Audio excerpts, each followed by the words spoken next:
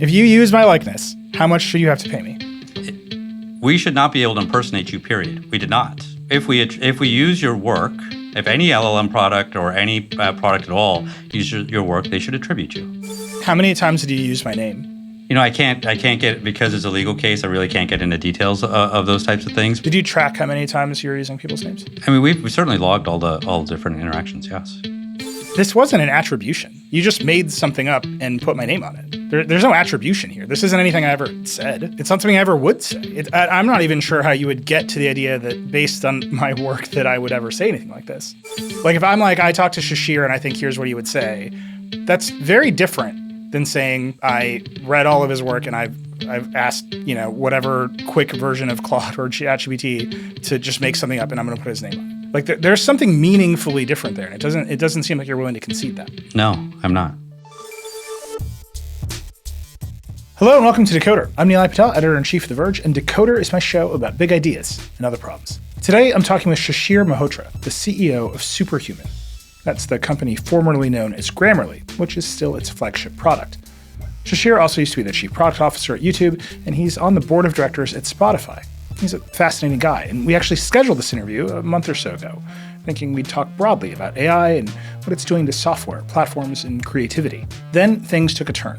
There's a feature in Grammarly called Expert Review, which allows people to get AI writing suggestions from quote-unquote experts. And reporters at The Verge and other outlets discovered that those experts included us. It included me. No one had ever asked us permission to use our names in this way, and a lot of reporters and other authors were outraged by this. The talented investigative journalist Julie Angwin was so upset she filed a class action lawsuit. Superhuman responded to all this controversy by first offering up an email-based opt-out and then killing the feature entirely. Shishir apologized, and you'll hear him apologize again in this conversation.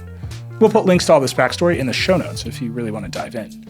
Throughout all of this, the Decoder team and I kept wondering if Shishir was still going to show up and do an interview, because my questions about decision-making and AI and platforms suddenly seemed a lot harder than before. To his credit, he showed up, and he stuck it out for the entire conversation, which got tense at times. It's clear that Shishir and I disagree about how extractive AI feels for people and the value that these platforms can actually provide. I'm not going to stretch this out any longer. I'm dying for you to listen to this, and I'm dying for your feedback. We really do read all the emails. Here's Shishir Mehrotra, CEO of Superhuman. Here we go. Shishir Mehrotra, you're the CEO of Superhuman. Welcome to Decoder. Thanks for having me. I'm happy you're here. I'm a little surprised you're here. I think you know what some of the questions are going to be, but I'm really happy you made it. I have a lot of questions about AI, how people feel about AI, and then a feature you launched in Grammarly, which is one of your products that made people feel a lot of feelings about AI. So we're going to get into it. Let's start at the start. Superhuman owns Grammarly, you own Coda, you own a bunch of companies. Just quickly describe the structure of Superhuman and all your products. Oh, yeah, sure. So Superhuman is the AI-native productivity suite. We bring AI to wherever people work. Late last year, we changed the name of our corporate entity from Grammarly to Superhuman. Did that the scope of what we do broadened quite a bit. And so in addition to Grammarly, which is everyone's favorite writing assistant, we now have a document space called Coda, a very popular email client called Mail, and we launched a new product called Superhuman Go. Go is the platform that brings you a network of proactive and personal AI assistants directly to wherever you work. So for people familiar with Grammarly, you can think about Go as taking that core idea and allowing anybody to write agents that work just like Grammarly does. Your sales agent, your support agent, so on can all help work with you right where you work. And the core idea is that most AI tools require a big change in behavior. We bring AI where you work. Across our products, we see about 1 million different apps and agents every day. We seamlessly blend AI right into your experience, so you don't have to think about AI. So that's what we've been doing with Grammarly for years.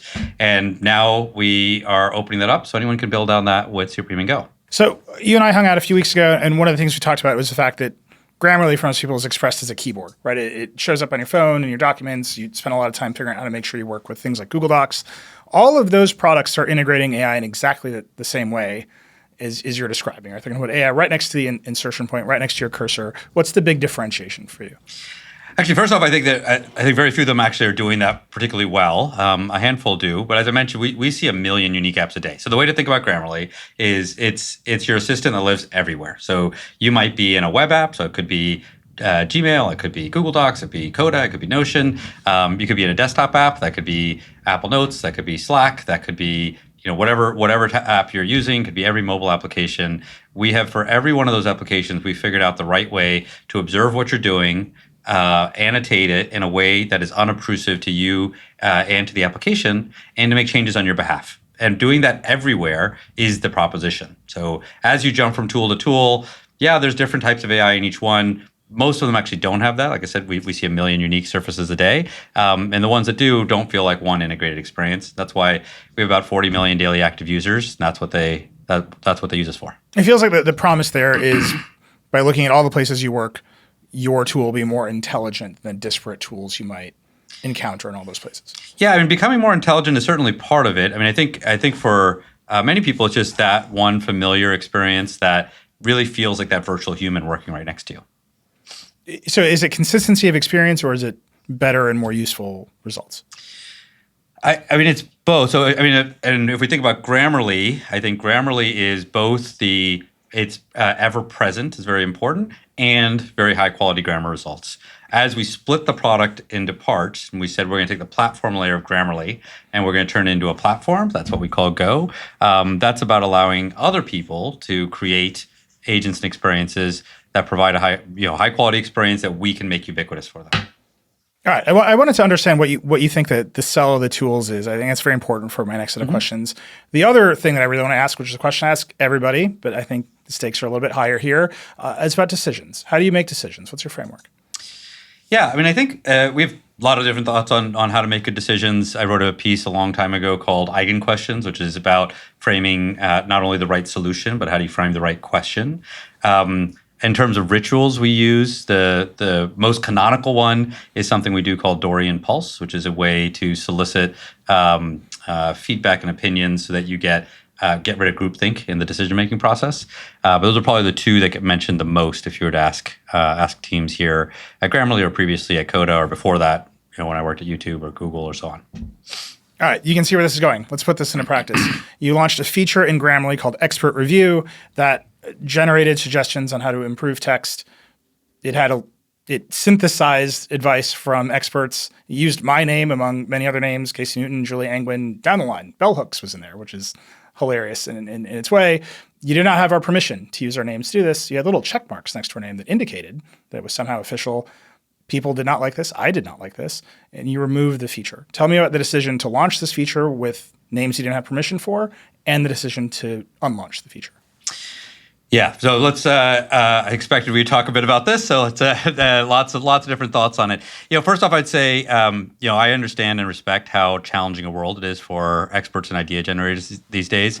I've made a long career out of being a partner to folks like you, to folks like the ones you mentioned. It deeply pained me to feel that we underdelivered for them, and I really like to apologize for that. That was not our intention.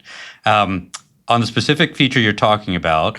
I'm sure we'll talk more about it, but just to give the high level view, my view of it is the feature was not a good feature. It wasn't good for experts. It wasn't good for users. It was a fairly buried feature. It had very little usage. You mentioned it last week and talked about it. It took months for anybody to even sort of find it. All that doesn't really matter. We can do much, much better. I believe we can and we will do better. We decided to kill it pretty quickly. Notably, we decided to kill it while there was some feedback, well before there was a lawsuit and so on. It was just not a good feature. It was misaligned to our strategy. It wasn't the way we wanted to go after it. And we have a much better view on how we think experts should participate in our platform, and I'm a lot more excited about that. How many people work at Superhuman? About 1,500. So 1,500 people. How many people decided to launch this feature? Oh, it was a small team. There's probably a PM and a couple engineers. Okay, inside your decision-making process where you described a way of making sure you solicited the right feedback and didn't have groupthink, it never came up that using people's names without permission would make them mad? Maybe we should step back and talk about what inspired this team and what they were trying to do and what fell short. So let's start with what they were trying to do. So, they were heavily influenced by both, by what we view users to want and what we want experts to want. So start with users. We think of Grammarly. A lot of people describe us as, they talk about us as the last mile of AI. They talk about us like it feels like having your grammar teacher right next to you everywhere you work. And so many of our users will say things like, what would it feel like if instead of your grammar teacher, it was all the rest of the people in my life could be with me as well? I want my head of sales to sit next to me and tell me I'm about to recommend the wrong product. I want my support person to sit next to me and say, I'm about to email this person and you should know they had a big support issue last week, and you should acknowledge that before you talk to them. So that's the core ethos of what we're building, is taking Grammarly, expanding it so that many of these other experiences come along with you. For some of those people, the people they want feedback from are the people they admire. It's the experts in the world. It's the people that they're trying to look up to and trying to model. And they try to do that today with LLMs. They go to ChatGPT and Claude and they say, what would Nilay think about my writing, and so on. That was the inspiration for what the user was trying to do. I think on the other side was what the experts are trying to do. And I think as we formed our strategy here, turning Grammarly into a platform, actually the first people I called when thinking about this were a set of experts. I mean, I talked to some prominent YouTubers. I talked to a really prominent book author, and they all told me the same thing. It's a really hard world for experts out there right now. It's really hard to drive connection. If you're a book author, your path to getting people to getting to your fans is you just keep publishing more and more books. And they all heard what we were doing and said, "Boy, it'd be really amazing to develop an ongoing connection with my fans. What happens when they put my book down? Can I still be with them and help them along the way?" And, it feels like the world shifted against them. AI overviews are stealing a bunch of their traffic and so on. And boy, this seems like a much better way to go after it. So that was the inspiration behind it. The team, the feature didn't deliver. And I think it didn't deliver on either side of it, really. We ended up with an experience that was pretty suboptimal for the user and obviously suboptimal to the expert. I think the fundamental reason is something you said last week, that it's really hard to distill what you would do as an editor based off the outcome of your published work. I just think it's really hard for AI to do that, and we need your engagement for that to be a good feature. So I think they launched something that wasn't particularly good. I think doing that and learning from it is part of the process, but that's what they thought they were doing. Sure. How much do you think you should pay me to use my name?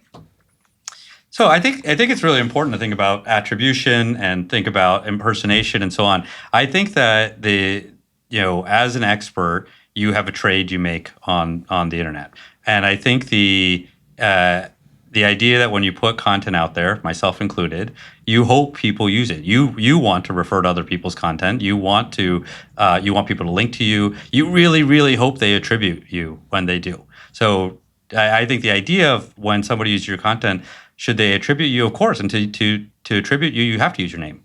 I think there's a different line, which is, should people be able to impersonate you? And I think that is a very different standard. And we saw the lawsuit. Respectfully, we believe the claims are without merit. I think the idea that the feature was impersonation is quite a big stretch. The feature was very much every mention was very clearly, this is inspired not only by this person, inspired by a specific work from this specific person with a clear attributed link to get back to them. Far from that test. If your work is used, should you be attributed? Yes, I think you should. I think that would be the nice contract. It doesn't always happen. I mean, I think that there's many products that will use your work and not attribute. We thought it was very important to attribute, but I think that would be the view. Let me flip around the other way.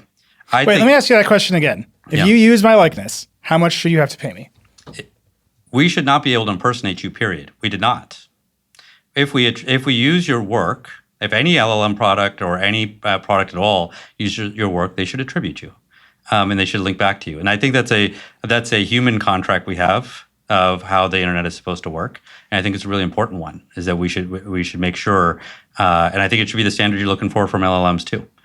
I think it's a very different question you're asking here, which I think is a more important one. I'm not really here to defend this feature. I don't think it's a good feature. I don't really want to. I'm not trying to be close to this line. I think our main goal is to build a platform a lot like YouTube. You should choose to be on our platform. You should be able to choose and build an experience you trust, and you should choose your business model. And when you choose your business model, you should get paid for your contributions to it. That's the model we're working on. That's really where I want to be. I hear that you're saying you're not here to defend the feature. I just want to put you in the chronology for 1 second. The feature was launched. It is true. It took a while before we even discovered it, wrote the story about it. It blew up. Many other people wrote stories about it. Your first response to the negative publicity was to offer people an email opt-out, where if you didn't want to be in the feature, if I didn't want my name to be used, I could email Superhuman and say, please take me out. Only after the lawsuit did you discontinue the feature. Why was the first step an email opt-out? We heard the first complaints from a handful of experts. They said, I'd like to opt out of the feature, and we addressed what they asked for. We then sat down and looked hard at the feature, and to be honest, I hadn't spent any time on it. I came and looked at it, and I said, this is all strategy for us. And we announced we're taking it down well before there was a lawsuit. The reason we took it down is it's all strategy. It's not what we want to do. That's not how we want to work with creators. We think we're building a platform you should want to be on. We think we're hopefully part of the solution for how you can take your work and make sure it's present for people everywhere. It wasn't our goal to be anywhere close to that line, but the feature wasn't good. We took it down. Tell me, you said it's off strategy for you. The feature obviously shipped. What made it on strategy at the time it shipped? I think at the time they believed they were doing that. They were looking at users and they were focused on a user need, which is, I wish an expert could give me feedback in this moment. I wish my salesperson could give me feedback. I wish my support person could give me feedback. I wish my idol could give me feedback. I wish this expert could give me feedback. In itself, I think that motivation that users have is a really good one. And I think one that I would encourage experts, creators, I would lean into it. I think it's a big opportunity. Why would they lean into it if the value for that is $0? No, I mean, I think it should be our job to make sure the value is not $0. We want you to. So how much do you think you should pay me?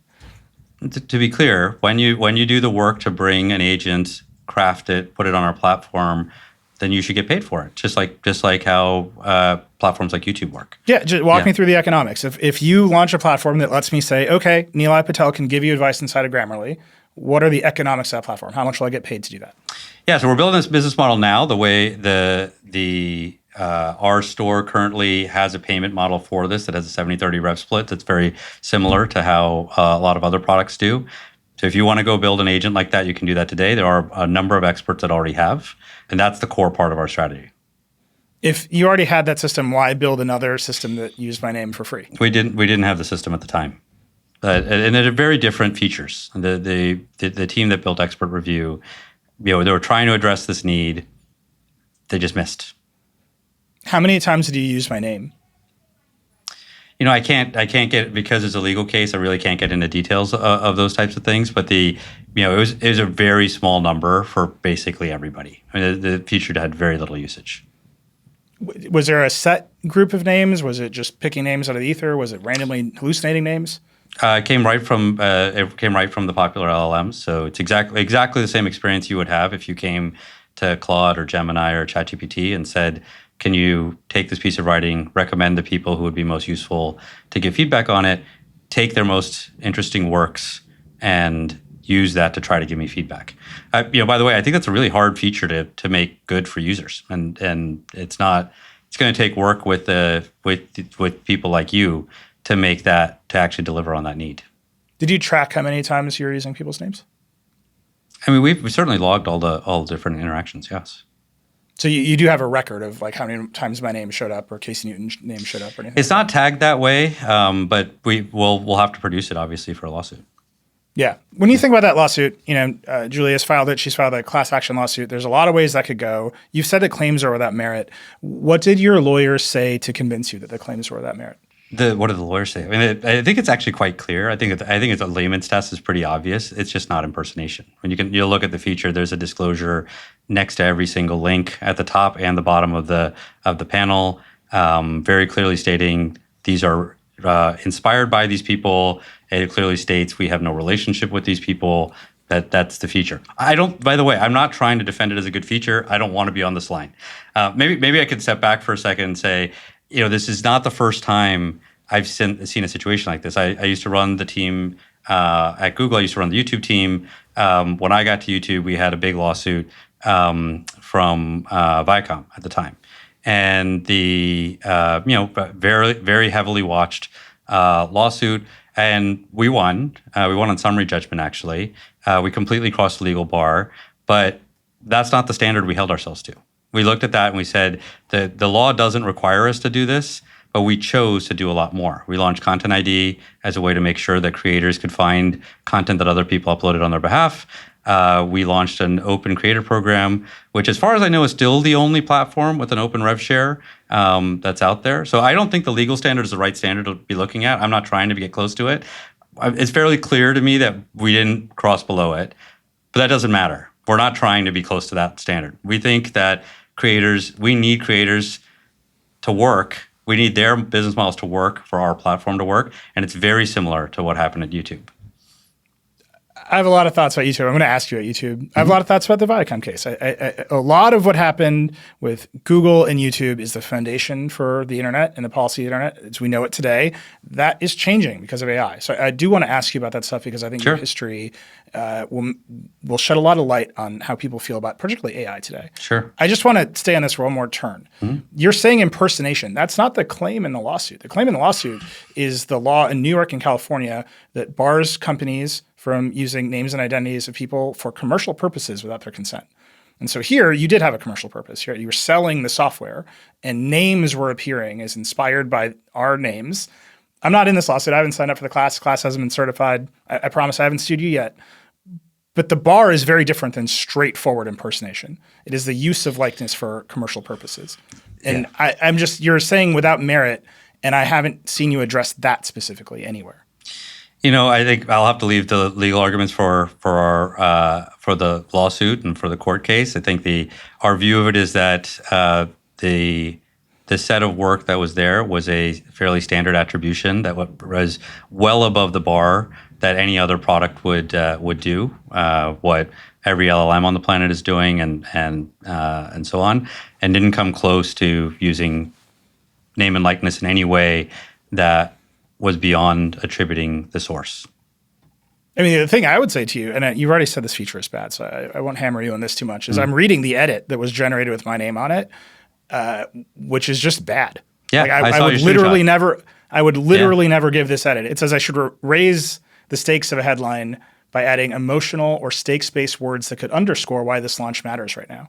I've been an editor for over 15 years. I've literally never said anything like that to a reporter. By the way, you pinned the reason why, right? I mean, the idea that you can uncover your editing style from the end work, I just think it's not possible.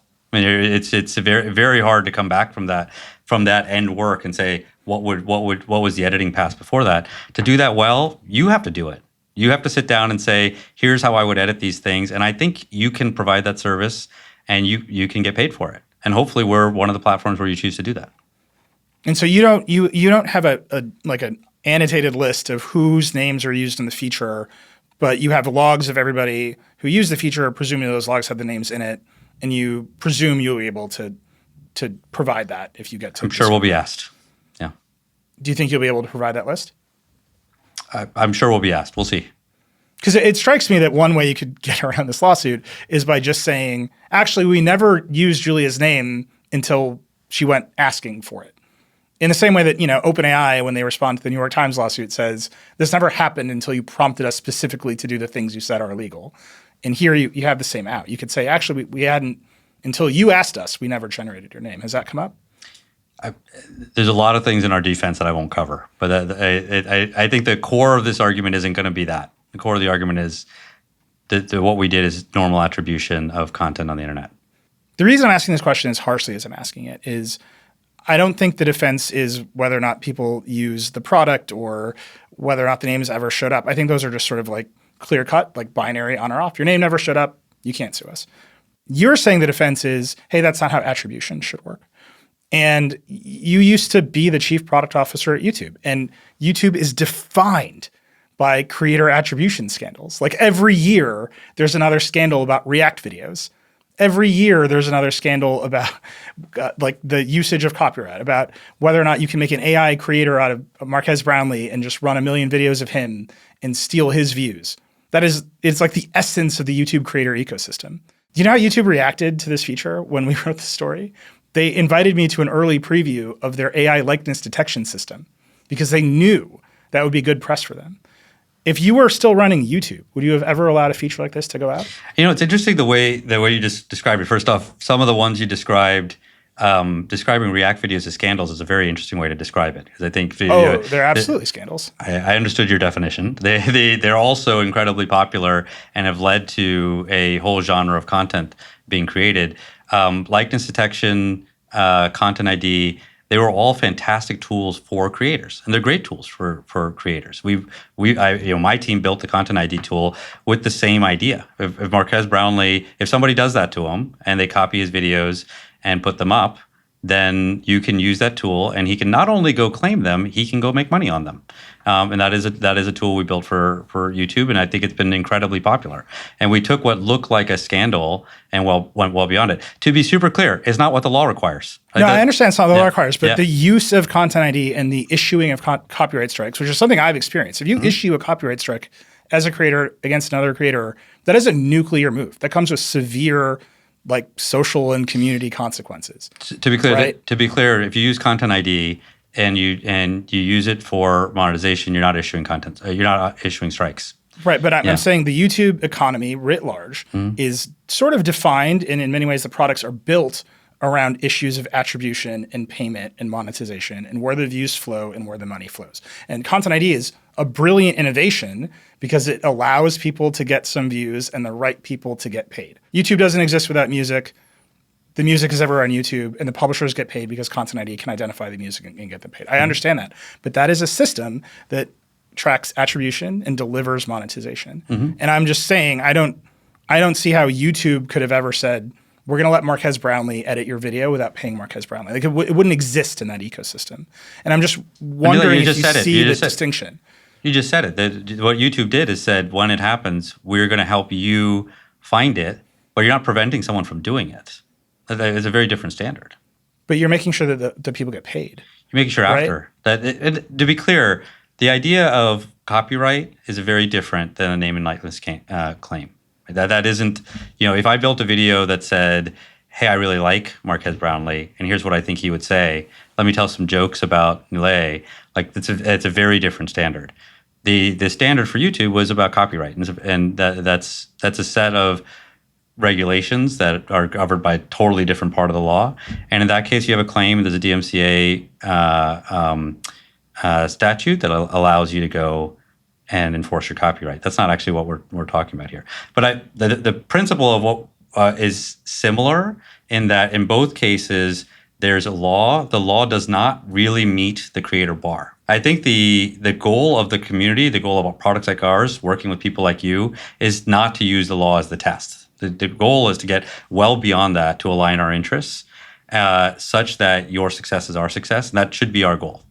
Are we required to do it? No. I don't think that's the requirement. We choose to do it because it's the best way to build the right product for our customers. Yeah. Look, I used to be a copyright lawyer. I'm not saying I was the world's best copyright lawyer. In fact, I will happily admit that I was not the world's best copyright lawyer. I understand that people don't understand the difference between copyrights and trademarks and names and likeness. I'm saying that AI is collapsing those differences faster than ever before. And there are European countries that are just openly suggesting you should expand copyright law to include likeness. I should be able to copyright my face, and then that means I can slide in under the existing legal regime instead of hoping that the United States Congress in 2026 can reach a resolution on expanded likeness protections, right? This is a thing that is being suggested because copyright law is more or less the dominant regulatory framework that exists on the internet. And I look at the big social platforms like YouTube, like Instagram, like TikTok, and they have built all these systems to respond to copyright law, specifically copyright, things that can be protected by copyright law, that can be monetized in different ways by copyright law. And then our likenesses are not one of them. Our names and faces are not one of them. Yeah. And this seems like the place where the things you're allowed to do and the things you should do are going to be ever more divergent. And you are the one who's experienced it the most loudly recently. And I'm kind of curious if you've learned anything other than there's what the law says I should do and there's what I should do. And we're going to find the line down the middle. And we'll see if the laws find a ground on that. I do think it's a catch-22 as a creator. I mean, the copyright law has been around for hundreds of years now, and in its various forms. Started like the way music composition was licensed. Started with actually Mozart and Bach, and it's grown since then. In almost every country in the world has reached a very similar standard. I think there's a very thin line between taking publicly available work and being able to refer to it and copying it. And I think the idea that defining all references to work as being uses of names and likenesses, it would break the internet. It would break your business. You wouldn't be able to refer to me. How'd you get on a show last week and talk about me? I mean, just to be clear, and I don't want to be in the inside baseball of making a podcast. We made you sign an appearance release. No. To come on the show. To come on the show. But you talked about me before I came on the show. Of course we talked about you before I came on the show, but in order to be a real media company and not fly by night, and then to use clips of your face talking, our lawyers need a release. And if you don't sign it, they won't let me use the show because they need to be protected against you showing up, tomorrow and saying I didn't give you permission to use my face. No, I understand that. My point is broader than that. You talk about lots of people, and that's part of discourse. That's part of how we work. Your articles will link to people. You attribute them. I think that's really important. And if you drew a line that attributing something is using their name and likeness, then it's it's a very hard line to draw. But I just want to again. This wasn't an attribution. You just made something up and put my name on it. There's no attribution here. This isn't anything I ever said.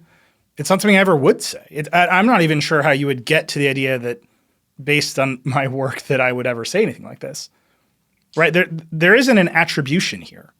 No, the future. There's no work that existed that would lead you to this outcome with my name attached to it.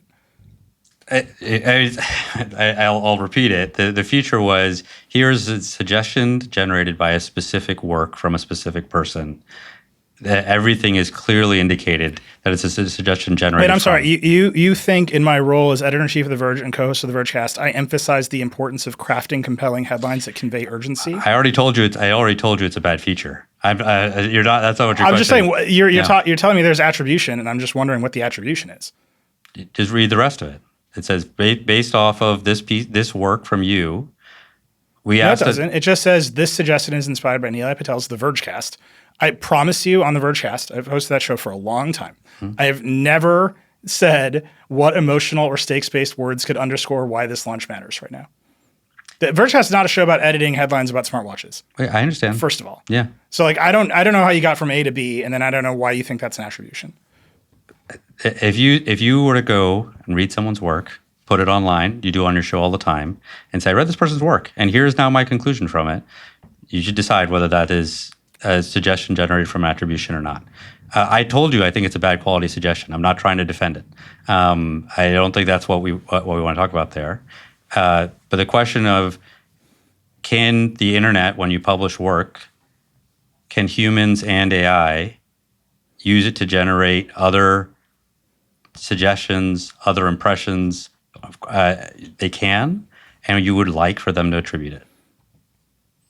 But it's not work that person made. Like hallucinating a thing that you thought I would make and then saying you're attributing it to me doesn't provide me any benefit. It might actually detract from the benefits I could provide to other people. That's the disconnect that's in my brain. Is I'm not sure why this is an attribution. Like if I'm like, I talked to Shishir and I think here's what he would say, that's very different than saying like I read all of his work and I've asked, whatever quick version of Claude or ChatGPT to just make something up and I'm going to put his name on it. Like there's something meaningfully different there, and it doesn't seem like you're willing to concede that. No, I'm not. I think this is I think it's fairly clear that generating a suggestion based on somebody else's work, just use a simple test of a human doing it. If you did that on your show and you said, I read this person's work and here's my impression from that, this is what I think they meant, you build a whole show based on that. So you don't always get it right. You don't always say things about the people that you're commenting on that are correct. That's not right, but I'm not attributing that idea to them. That idea is clearly mine. The feature is very clearly stated that this is a suggestion developed by this feature based off this work. Let me ask you a different question, and I'm curious about this across the whole sweep, right, from YouTube to now. There's an NBC News poll that just came out about how people feel about AI, and The answer is bad. People feel badly about AI. AI is pulling, I think this is tough. AI is pulling behind ICE and only slightly above the Democratic Party. This is a tough spot to be in. It's a negative 20 perception. I think the reason for that is because it's so extractive and the value isn't there. And I would compare this to YouTube, which a lot of people thought was pretty extractive, right? You fought a pitched copyright battle about YouTube, about whether South Park could be on YouTube without permission and Viacom was going to sue you. And that case was fascinating because the public was decidedly on YouTube's side. Oh, that's an interesting memory of it. I covered that case. I was in law school in school, like in studying copyright law during the case, and the vast majority of people were like, YouTube is really useful, we love it, and these big Hollywood companies suck. Napster, the public was not on the side of the record labels. They were not on the side of Lars Ulrich. They were on the side of file sharing because the utility was so high regardless of the economic or social costs. I could keep going on and on with this. You can tell people all day long about the labor costs of Uber, and they're still going to use Uber. You can tell people all that there's a trial right now about whether social media platforms are damaging to teens' health, whether they defectively design products that hurt kids. That trial is ongoing as we speak. The jury is impaneled right now, and people are still going to use those platforms because they don't care. The environmental costs of big, stupid cars. You can tell people all day that trucks will ruin the environment. Americans buy trucks. That's what we're going to do. AI that isn't there. It is only perceived as extractive. It's less beloved than ICE. That's crazy to me. Do you understand that the extractive nature of AI is causing a problem for the whole industry? Because you're sitting in the middle of one of these controversies right now. I think you're drawing a pretty broad link for why people are afraid of AI right now. I think great consumer products that provide a lot of value overcome their social costs. I think there's the number one. I think AI has a lot of challenges ahead of it. There's lots of opportunity. It does meet your other tests. It has created some of the most popular products in history, and there are many people who would have you pry any of those products, from their cold, dead hands. I think that the challenge with AI right now is I think it's challenging people's sense of future of their humanity, and it's their ability to work. It's their ability to those are really the challenges there. I think the line we're talking about here, I don't think that's actually what you're reading into that poll. What would you read into the poll where AI people are scared for their jobs? Below ICE. You think people are just scared of their jobs? I think so. I think that. Do you understand? Yeah. Do you understand that that's extraction, right? You've taken the sum total of everyone's work on the internet, and now you're going to use it to replace human beings in their jobs without any economic recompense. That is certainly one way it could replace people's jobs. I don't think that's the way that most people are most worried about and how it could replace their jobs. But by the way, I think they're wrong about it. I don't actually think it's going to replace as many jobs as it's going to create. I think actually one of the reasons why I think our model for thinking about AI is about bringing it to people and expanding their work. We like to call it the product that helps you become a superhuman. So I think they're wrong about it. But if you're asking me why does it pull so low, it's because the copywriter feels like maybe I'm not gonna need it anymore. It's the salesperson who says, or a support person who says, I wonder if an agent's going to be able to do my job. I think the idea that has something to do with name and likeness, I think, is a pretty big stretch. Well, I mean, you're sitting in the middle of a controversy where a lot of people are mad at you for appropriating their work. If you're a copywriter at an ad agency, I know a lot of copywriters at ad agencies, they're saying, you took all of my work. The AI, not you. The AI companies have ingested all of my work for training, and now they're going to replace me, and no one got paid. Hollywood is basically like, no one's paying us for this. I think people who write Tumblr are saying now OpenAI is going to make porny fanfic for people. That was our job. Why didn't you pay us? I think you're absolutely right. Creators are facing a very hard road right now, and I don't think it's caused just by this feature or just by the latest advances in AI. They're facing a hard future for a lot of different reasons. I think the poll you're referring to of the broad population is not creators. The broad population has jobs that they are afraid may not be available to them. Whether they're a truck driver, whether they're a support person, that's what they're afraid of. I'm not diminishing the fact that creators also have an issue with AI. I'm just pointing out that the broad impression of AI, the challenge we have with it is that I think the entire industry has done a really bad job of helping people understand why a technology like this can help them and not prevent their job from being taken away. And most people just aren't creators. I'm not objecting to what you're saying about creators. I'm just saying most people aren't stressed about that because that's not their job. That's not what they're individually afraid of. No, I understand what you're saying. I'm just pointing out that almost every major technological shift has been extractive in some way. Google copied all the books in the world without permission, and then we had a Google Books case, and Google had to win that case. And they did. They were able to do it. And Google had to win the Viacom case with YouTube. Google had to win the Google Images case against Perfect 10, which was maybe the least sympathetic plaintiff of all time because it was a porn company and Google was doing Google image thumbnails of softcore porn. And it was obvious that Google was going to win that case, but they still had to win that case. All of this stuff got litigated at pretty intense levels in ways that are precedent still to this day.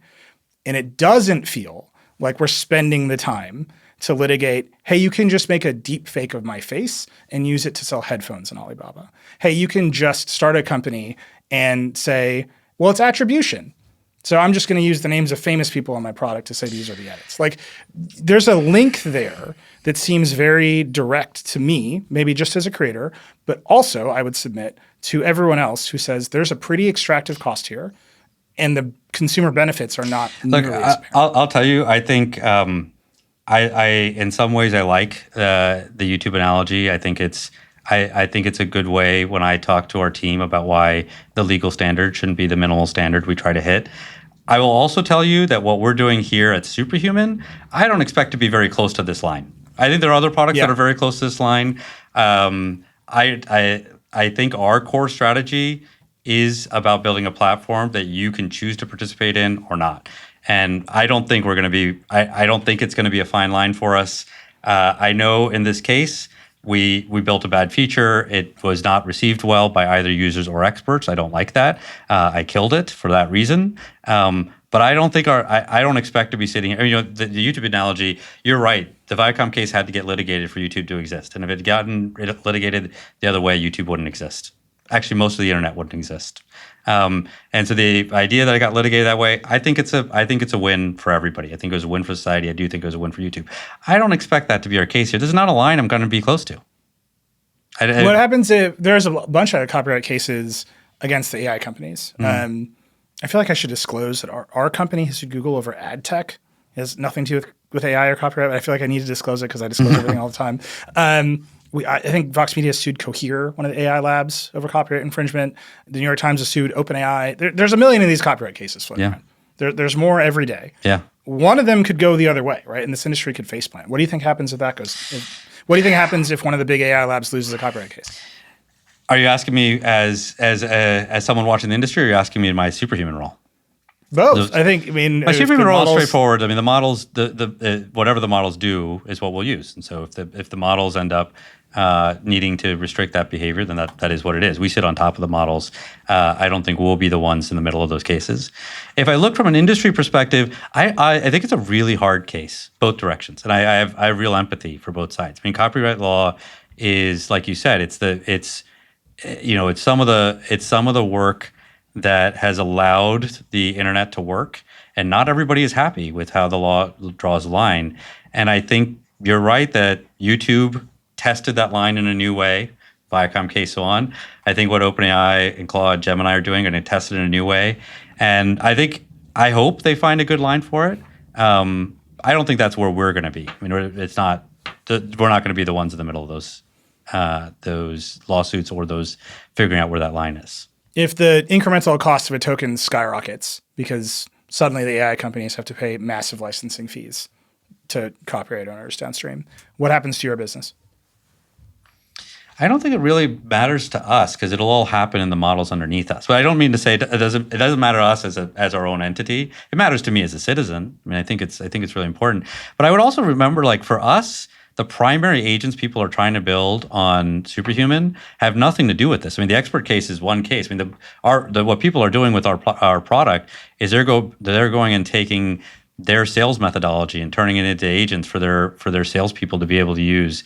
They're taking their support tools. They're taking their calendars and making sure that as you're writing an email and saying I can meet tomorrow at 6 p.m., please make sure that I'm actually free then. Like I said, we're just not, this is not a common part of our business. We're not. No, I'm not saying the expert review part. I'm saying what you're describing, take all of my sales literature, take my calendar. Yeah. That gets loaded into context for a model that you call. Yeah. Right? Yeah. If the incremental cost of a token in that model goes up because the AI companies suddenly have to pay a bunch of copyright licensing fees, what happens to your business? I mean, if I were those companies, the solution I would have isn't to go distribute that cost across all users. I would charge users a subscription for using that information. I think that's the business model they should have. My personal view is what should happen is I should come to ChatGPT or Gemini or Claude, and I should prove that I'm a New York Times subscriber, and then it should give me answers from the New York Times. And the New York Times is going to have to make a choice of, do I only want my content to be used for my subscribers or not? But if I were those companies, that's what I would promise. I'd say I just won't use it. Right, but a lot of all these cases are different. So I'm going to generalize here, and you can attack me for generalizing. That's fine. But broadly, they split into two lines. There's one, the thing you're describing, which is you spit out content that I've already made, right? Like Suno can make a Beyonce song. That's copyright infringement on output. The other set of cases, where I think is much more important, is on input, is on training.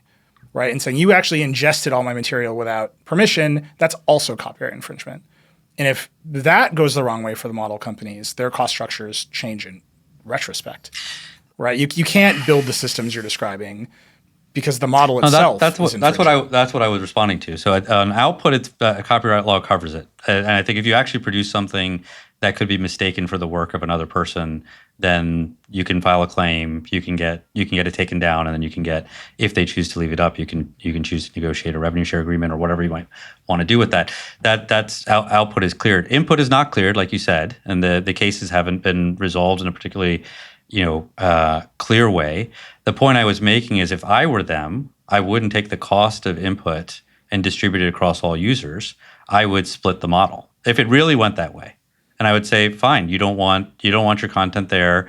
I will build a version of the model that is just for New York Times subscribers and charge them. Your particular question was, will that cost get passed along to the other users of the LLMs? I mean, that is what's happening right now. I mean, they are paying that content. It is being passed to us. Does it matter to us? I mean, frankly speaking, the pace of innovation in that category is so high that the profits being generated there are so high that no, it hasn't mattered to the upstream users, to us, to ChatGPT users, Gemini users, so on. It hasn't stopped their growth at all. Will it someday? Maybe. I don't know. But my point was more, in this world of like output copyright is fairly clear. Law covers it pretty well. Input copyright is not that clear. And it's not clear for good reason, right? If you're a human and you read a book and then you learn something and then you talk about that thing, like, what should happen? And that's a legitimate question that hasn't been well tested in the courts. I don't think the industry is going to take that cost and just pass it along to all users. But we'll see. If it does, then it does, and we'll have to deal with it. Everybody will. The other dynamic here, by the way, most humans cannot infinitely scale to create trillions of dollars of enterprise value by reading one book. That's the difference, right? Is you to get that value at that scale, usually lots of people have to buy copies of the book. And the economics spread out, right? I mean, this is the scale is the difference. I understand that is a very fair argument that this is not the same as a human reading the book, and obviously that's the line being taken there. I would postulate that whatever way that case ends up, the correct answer for experts is it's time for a new business model, and I think the idea that that's gonna get into the exactly right spot, and you're gonna get pennies for every query coming through Gemini. I mean, that's certainly one path. I think when I went and talked to people about what we're doing here at Superhuman, what they told me is, actually, I don't really want to be fishing for pennies whenever my work gets used. I want to build connection with people. I didn't build content to put it out there and get paid a fraction of every use. I want to go build a product that actually connects with people. I want to do this. And I think YouTube offered a great way to do that. I think what we're doing at Superhuman should offer a great way to do that as well. Let me ask you about that specifically. I was in South by Southwest. We have a little baby. I didn't travel this year. But I watched Instagram. I experienced South by Southwest through the magic of Instagram and TikTok. You had a suite there at South by Southwest. I looked at some of the videos. the caption on one of the carousels, I'm just going to read you the caption. This is from the Superhuman suite at South by Southwest. A lot of talks there. The summary of the talks was, AI can't replace human creativity, empathy, or emotion. It won't take all of our jobs, but it will reshape how we work. And in the AI era, taste and judgment are more valuable than ever. Mm-hmm. Valuable on what metric? Is it dollars? It's valuable on every metric. I mean, I think it's specifically dollars. Dollars are what I pay my mortgage in. Is it dollars? I'm sorry, I didn't understand the question. If my taste and judgment are more valuable than ever, but it's also infinitely replicable, and you think I need a new business model, or every creator needs a new business model, or every expert needs a new business model. You made a big leap from that. How do I make more dollars? If my taste and judgment are more valuable than ever, where do the extra dollars come from? So just to be clear on the tagline for Superhuman, what we believe is that we can help all our users become superhuman by bringing them tools that allow them to expand their work. The main way we think about people is that Grammarly doesn't do your work for you. Grammarly helps make you a better writer. And you still publish your essay, you still post your article. It's our job to turn you into a superhuman. That's our promise to our users. So okay, that's what what the banner's about. I think your question, is a very good question. Wait, that's how the banner says taste and judgment are more valuable than ever. And I'm just asking you to define the value and what value is going up and what value is going down. If you're using Grammarly and you're a student, you're a person who's a salesperson, it is your taste and judgment that is actually what gets valued in the end. We're here to help make sure you don't make a mistake. We're here to help make sure that you present yourself the best possible way. That's what that banner is about. We have 40 million users who use our product. The vast majority of them work in professional industries. They're salespeople. They're support people. That's who that's addressing. And we're trying to tell them, don't worry about losing your job when you use our products, because we're here to help you scale more. We're here to help you be a better version of you. That's what that banner is about. That's what our promise is about. I do think we have a proposition for you, Nilay, as well, which is that you can now become one of those assistants to all those people. And many of them have no idea that they could use your help. But if you can build that relationship with them like Grammarly does, and people personify Grammarly all the time as my high school English teacher sitting next to me everywhere I work, that makes me better. If I can have my high school English teacher with me everywhere I work, it makes me better. It makes my trust and judgment shine through. I would like your agent for the people that matter, for people for whom you matter, you should be able to build an agent that sits right next to them, and you can actually feel like their editor. Now, you got to do some work to make that a good experience. You're going to have to figure out how to document your editing style in a way that actually produces a good result, not like the one you quoted earlier. But if you can do that, you should be able to build that relationship. You should be able to construct it the way you want. You should control it, and you should be able to make money on it. And you should, yeah. Wait, hold on. I'm just gonna. You understand that you're saying I have to do that because all of the work I've produced in my career to date has been taken without compensation by AI companies. Right. You're saying I need to invent some new business model as an expert and upload an agent of myself to your tool and then advertise it to get a 70-30 revenue split from however many people use Grammarly because my actual body of work has been reduced to zero value. Okay, I think that's a pretty hard sell. I mean, I'm not here to tell you how to answer every question for what's changed in the creator economy. I think it's one way to look at it is that the path to being a creator has become harder. I think there's other ways that, I assume this is going to end up on YouTube and Spotify and so on. There's paths to becoming a creator that become easier. And I think there were folks that when YouTube came out, they told us all the same things. And they said, we don't understand. Our business model is screwed over there. And so why should we work on YouTube? And the ones that looked at it that way and saw it as replacement ended up not moving forward to the future. Obviously you did. You run a show on all these platforms and you figured out a way to turn that into a business. And I think you saw that opportunity and you expanded what you could do.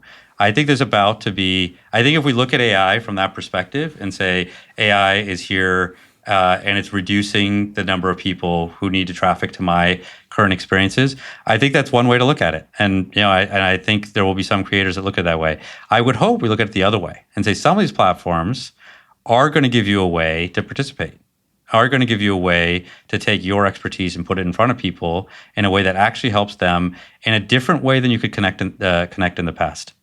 And I think that's a bright future. I'm not really trying to say you have to or you don't have to. I think it's an expansion opportunity. I'm not really here to defend what some other company is doing with content. What's happening there is happening there. I'm just saying creators feel that pressure. We recognize it. I think there's an opportunity. I had one creator tell me that their traffic in just the last year from Google is down 50%. They said the AI overviews and so on, traffic is down 50%. They sell books. And my reaction to them was, that really sucks. I mean, I understand why that really sucks. I would also tell you, if you're a book author, like waiting for people to search your name on Google has got to be like the least good way to monetize your expertise. So now let's talk about how we can take what you do well and get it in front of people in a way that creates value in a different way. And maybe we can do it in a way that isn't tons of incremental work for you and brings you a new type of opportunity. And I think platforms like ours are going to give that opportunity to people who choose to take it. Not everybody will. Can I extend this to you as the CEO of a software company? Sure. This is the same argument I hear about the frontier models, the AI companies, their sort of relentless expansion into every category, and then what you might call the SaaSpocalypse. Right? Why would I pay your margin on tokens that you're buying from them when I can just buy their tokens directly and just talk to Claude? Why wouldn't I just vibe code something that looks like Grammarly and run it instead of paying what you're like $160 a year? Like, this is the thing that's coming for the software industry writ large. Do you feel that same pressure? I personally think it's a little overstated. I think that I'll give you my view of it. So I think that there's a lot of software. The ability to build software is definitely getting much, much easier. I think the reasons why people choose to use software is often because it does a job particularly well, and that there's often a network effect associated with it. I'll give you an example, and I'll just focus on CRM. Right, so people look at the SaaSpocalypse, they go and try to judge Salesforce and say, why would anybody pay for Salesforce? I could just vibe code my own version of it. Well, first they say, why would anybody have a CRM?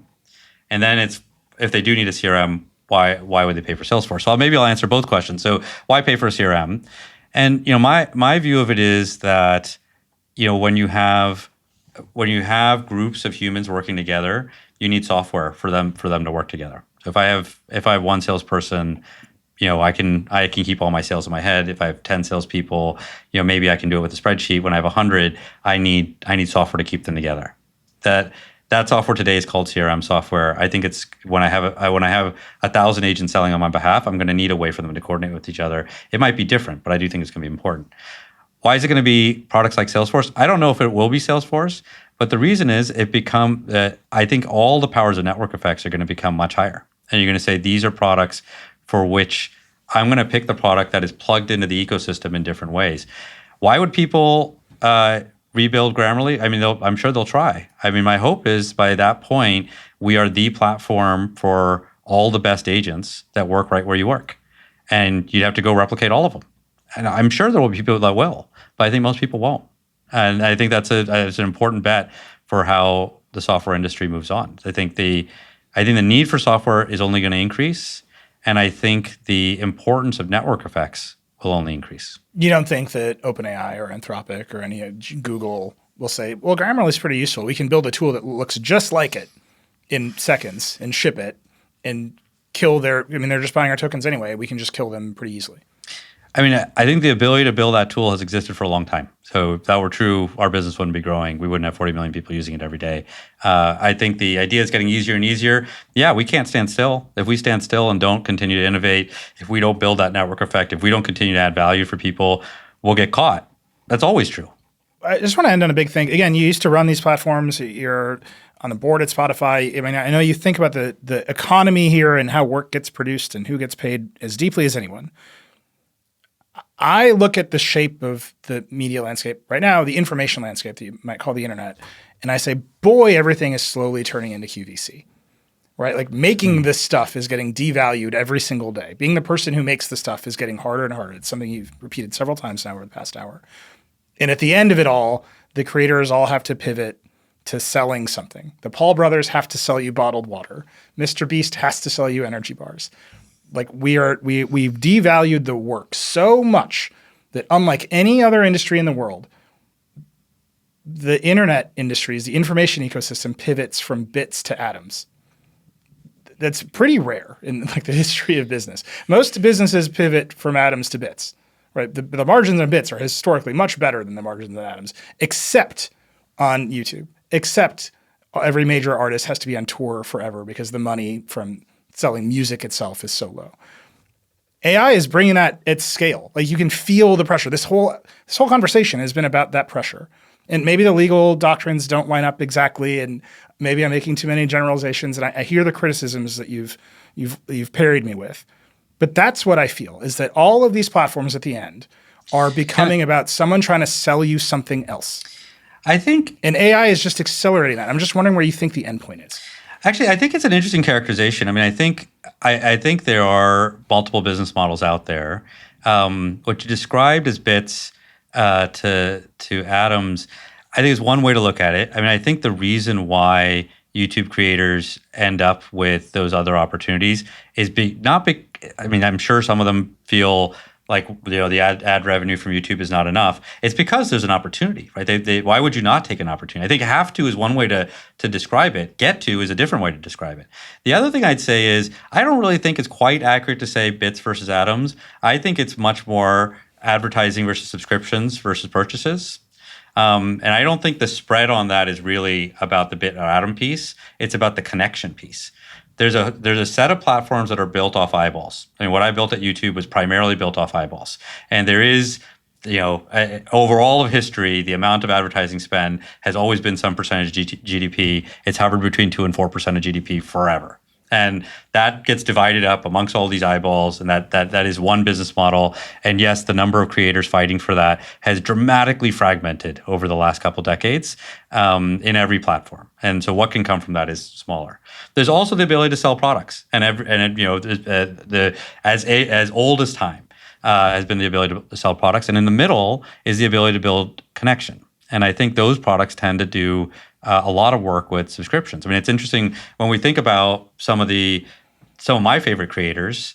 Many of them subscribe to the 1,000 fans theory that if you can get 1,000 people to pay you $100 a year, you all of a sudden have a $100,000 business.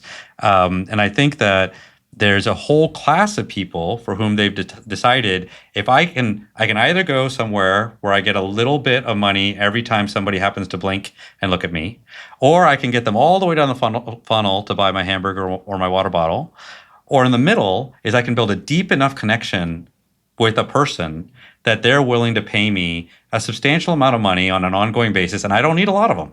And if I can do that, then I can build a real business out of it. And there's some fantastic creators who have done a really good job of that.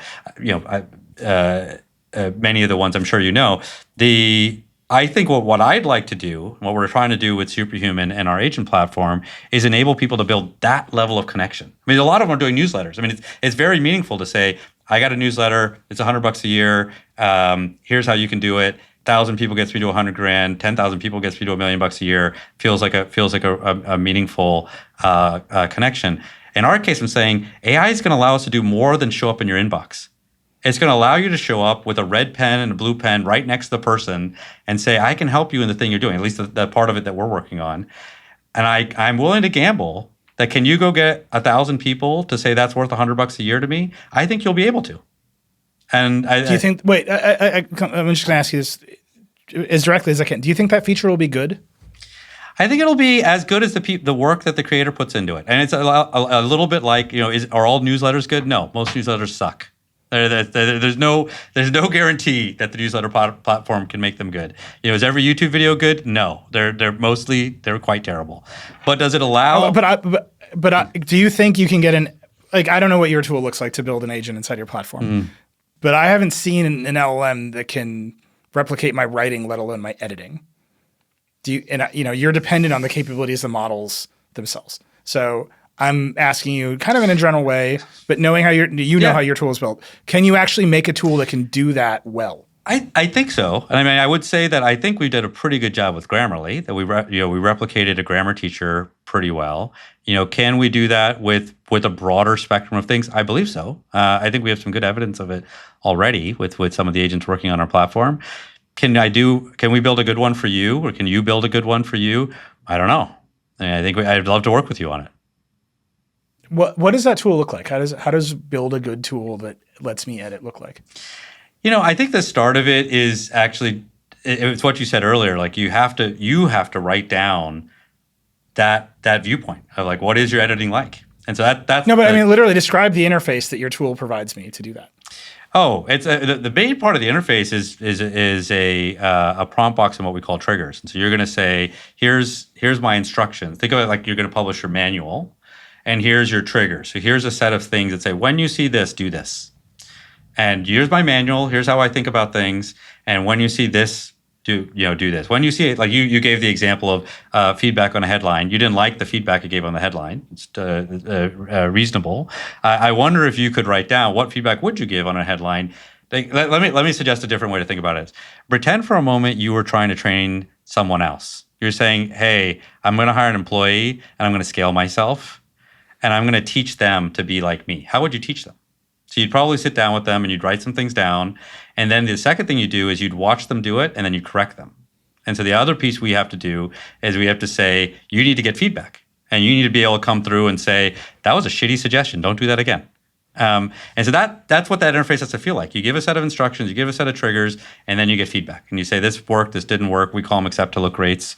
And you're going to come back and you're going to look at it and say, yeah, that clearly didn't work. It didn't work. Maybe it didn't work for the user. They ignored my suggestions. Maybe it didn't work for what you think was good work. You looked at the output and said that wasn't particularly good work, and you're going to train it.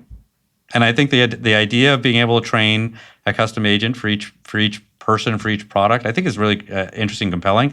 I don't think it's going to be easy to do for everybody, but the people who do it well will be like the prominent YouTube creators of today.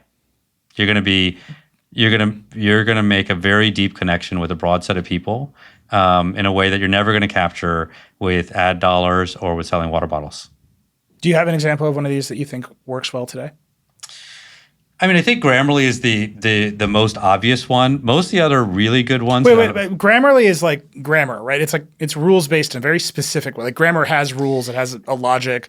It's squishy on the margin, but there's good grammar and there's bad grammar, and you can pretty clearly detect the two. It's actually interesting. The Grammarly is a stack of models.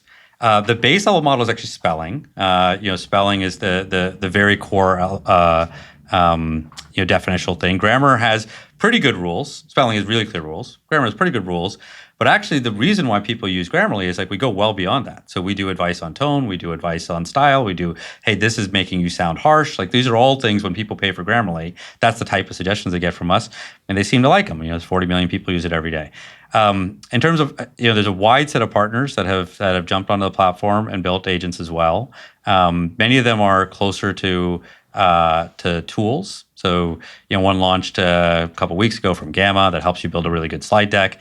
And they did a lot of work to take what did you write? How do I turn it into a slide deck? We've seen a lot of them being built inside of companies. I think the sales example I gave is a very common one is, hey, I want to take my sales methodology. If I'm a head of sales, I have a sales methodology. You should always ask these 3 questions. You should always pitch our product in these ways. They write those down. They turn it into an agent. Say, make sure this is in front of people while they're working. And I think some of them have been great. Those are enterprise uses, and I actually understand the sales use case a lot. Like you need the salespeople all to say the same thing all the time. Mm-hmm. I understand they don't do that all the time. We have salespeople. Actually, can a creative one work? I'm asking. I don't think taste is rules based. But I'm confident that Decoder producers are in the background here, just in a puddle, because part of their job every week is to try to write like me, and they get a lot of feedback from me directly on I'm literally editing the document so I can read the intros and outros, and I'm changing the questions, and it's really hard, even when it's just 3 people who have spent years working together to try to get to an output that works. And they're really good. Yeah, I think it's totally fair that it's not. And my guess is the types of experts that will first prevail here won't be the ones you're describing. that make something creative sound unique, make it sound better, is probably not the ones that'll work first. But I do think there's a set of experts and creators that will work great. I mean, maybe I'll pick the ones that are right next to Grammarly. I think there's a set of teachers for whom this is going to work really good. They're going to say, hey, in addition to making sure your grammar is good, it looks like you're writing something about history. I can probably help you cover history more clearly. It's not quite as clear as grammar facts, but it's pretty close. Like this is what happened in this period. You should know these different elements of it. I think teachers will be a great example of that. I think that as you work up to the more and more creative side of it, we all know that like this. What are LMs really good at? They're really good at averaging what everybody says. So can they do something really unique like you do? Probably not. Can they take some part of your suggestion and turn it into enough usefulness that you can get 1,000 people to pay $100 a month? I bet you can come up with something, because the bar isn't. Just to repeat the bar. The bar. I know we've flipped the conversation around a little bit. If we're talking about you and your business opportunity, you don't really need to replicate yourself the way you would be in human. You just need to create enough benefit that 1,000 people pay you $100 a year. That's what you need. That's what you need to do. Is there some part of your methodology that you think is so good that people would do that? I bet there is. I'm going to have to think about that quite a lot. Shishir, we are at time. Thank you so much for coming on, for answering the questions, for being game to answer the questions. I appreciate it. I have a lot of other questions. We're going to have you back sometime soon to expand the full scope. What's next for Grammarly? Tell the audience what they should look for. Yeah, I mean, we're very busy building out Superhuman Go. I think we have a big set of launches coming in the next couple months, so keep an eye out for that. All right, Shishir, thank you so much for being on Decoder. All right, thank you. I'd like to thank Shishir Mehrotra for taking the time to join Decoder, and thank you for listening. I hope you enjoyed it. As I said, I'm dying for your feedback on this episode. If you'd like to let us know what you thought, or really anything else at all, drop us a line. You can email us at decoder@theverge.com. We really do read all the emails. Or you can hit me up directly on Threads or Blue Sky. You can also find us on YouTube, where we have full episodes. We're at DecoderPod. We also have a TikTok and Instagram. They're also at DecoderPod. They're a lot of fun. We'll see you next time.